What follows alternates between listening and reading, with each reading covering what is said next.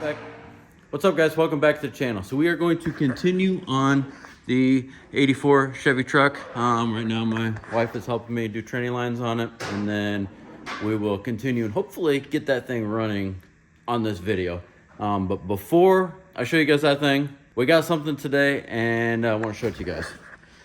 These are the wheels we're running on this 69 Camaro, and these things are going to set this thing off. We've got 4 forge line wheels, 19 by 11s in the back, 18 by 10s in the front. Those might be 11 and a half, I don't remember.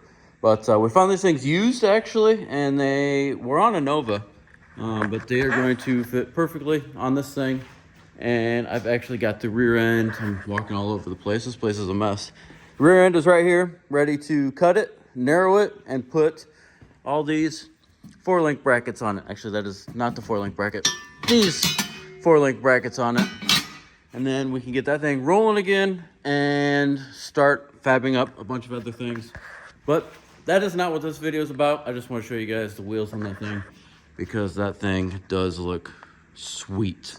Back on the Chevy truck. So updates since the last time you guys have seen this thing. We have fuel system on it. Headers are on. The transmission is in, the actual transmission for it. Power steering pump, alternator. The blower is on for good. It's not coming back off again. Radiator is mounted. Fans are mounted.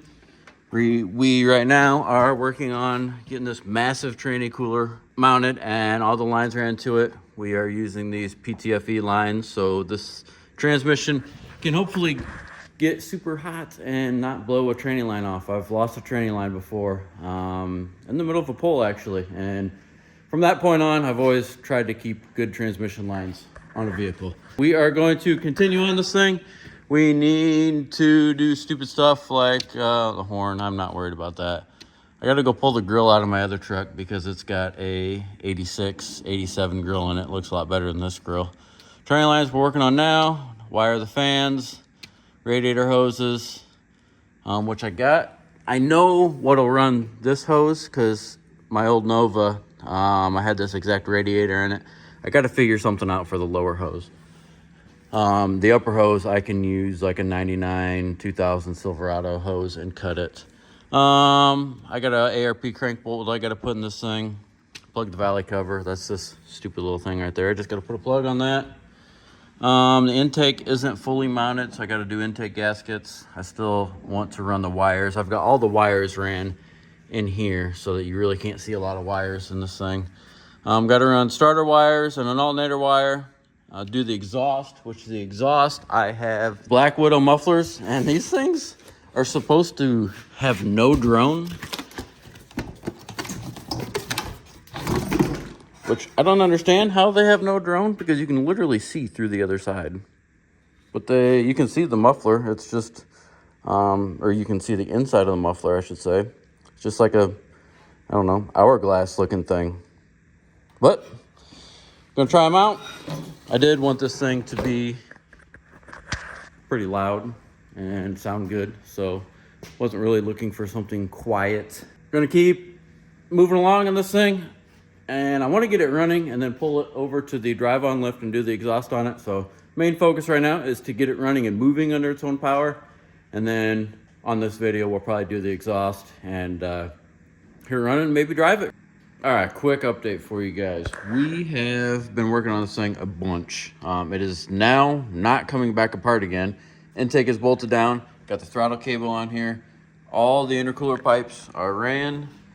Blower is bolted down. It's not moving.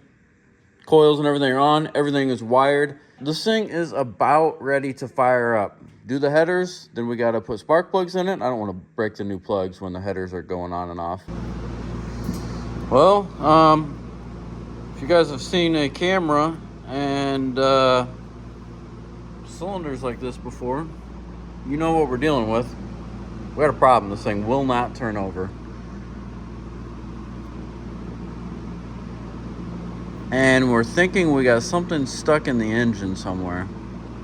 Like we dropped a bolt into the intake runners, or They're just, no, that's the middle. So Yeah, that's the valve yeah, relief. So that's yeah. just the light.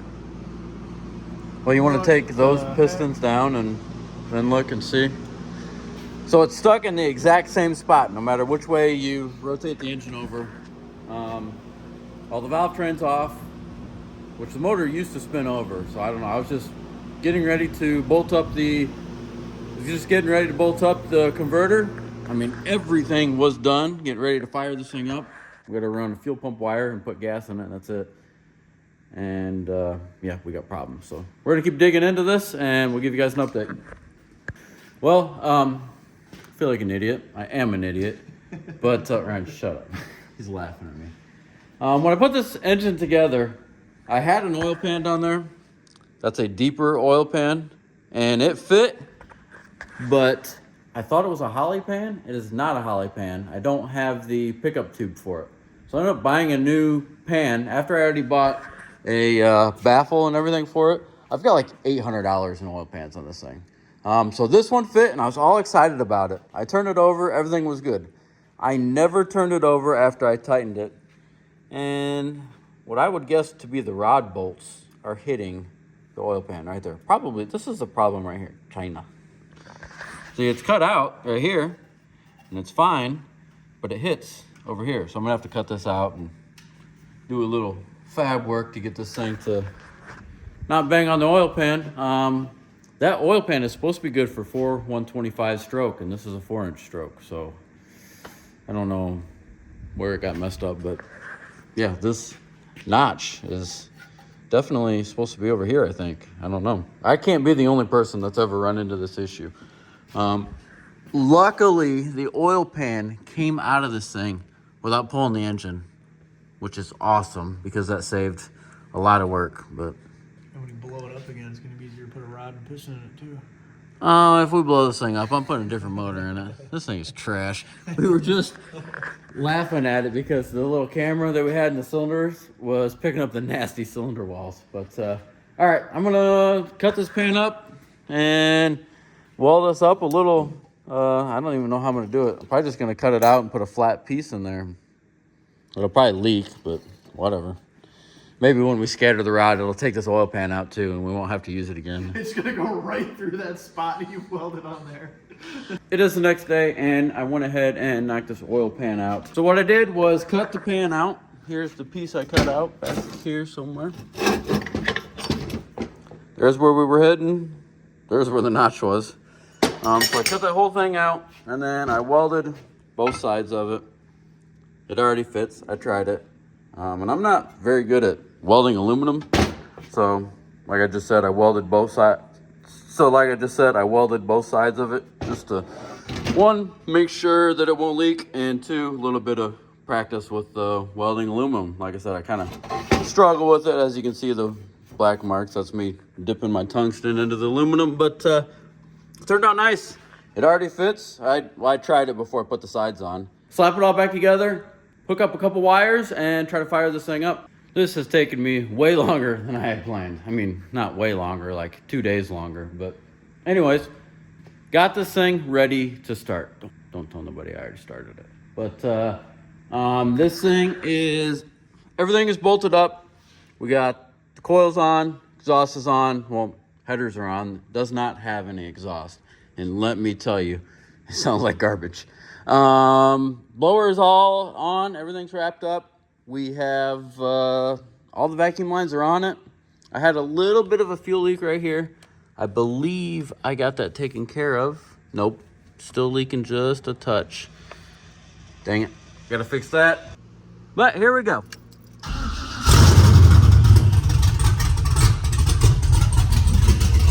Got oil pressure.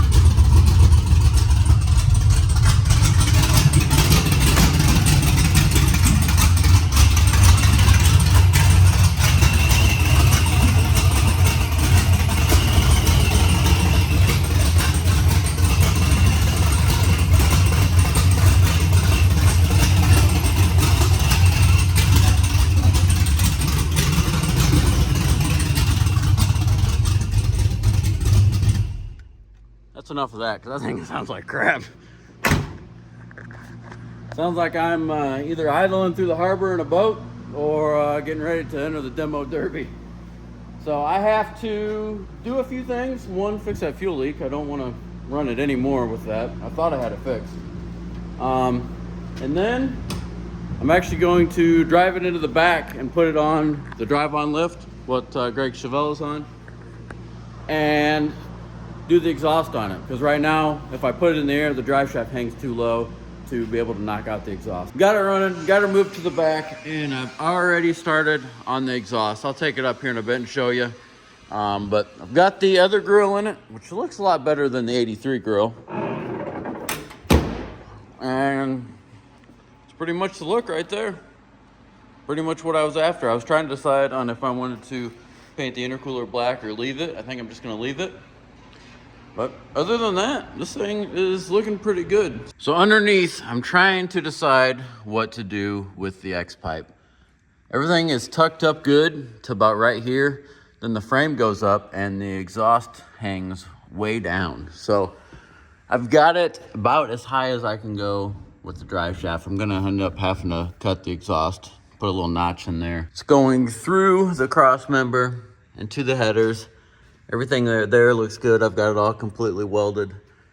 And then I just don't know what I want to do with this. I've already cut the Xpipe here. It did hang lower. It hung down to about right here.